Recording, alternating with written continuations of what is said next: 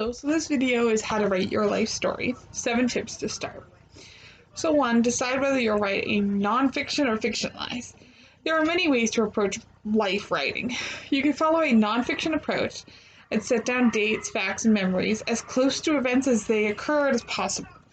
Another option is to fictionalize and blur the lines between fact and fiction.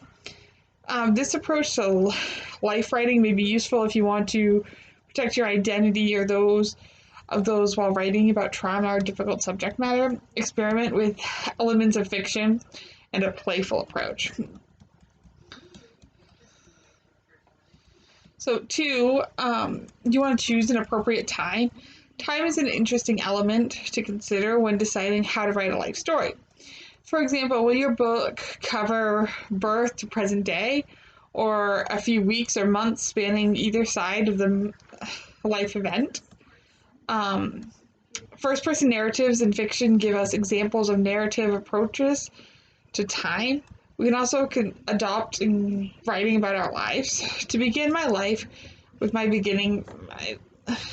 beginning of my life.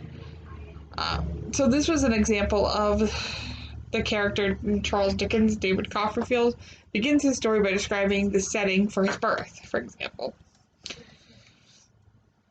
So what you can also do is 3, do what you need to set aside any fear. Many writers feel daunted in embarking on a new project.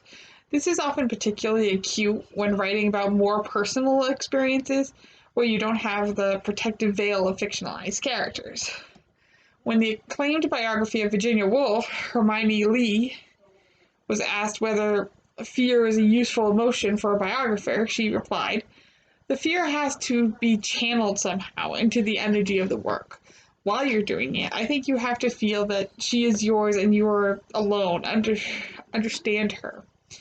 But in order to arrive at the feeling, you have to deal with and master your appreciation." So find your own way to silence any fear, be it channeling key figures' names or even fictionalizing your life entirely. 4, summarize significant events to cover. Any one person's life is a massive archive to trove of significant experiences and memories.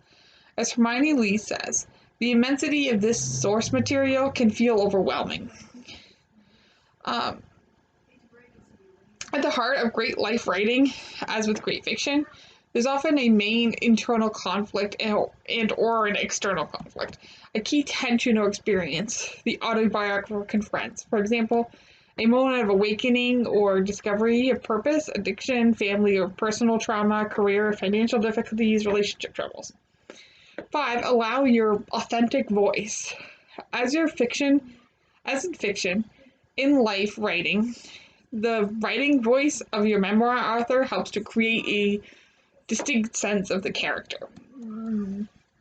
6, avoid telling the truth in oversimplified terms. In Carr's chapter, The Truth Contract Twixt Writer and Reader, she discusses the value of telling the truth rather than pumping yourself up for your audience. How does telling the truth help a reader's experience? Let's say you had an awful childhood, tortured and mocked and starved every day, hit hard with belts and hoses, etc. You could write a repetitive, duller-than-life, rubber knife misery memoir, but would it be true to how you keep it boxed up now or to lived experiences back then? Back then, those same abusers probably fed you something or you'd have died. 7, get help pulling your story into shape.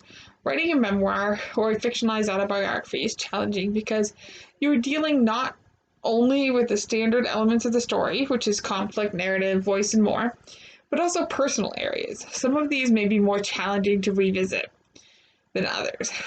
Due to the many challenges involved, don't be afraid to ask for help. So that's it for this. Thanks for watching.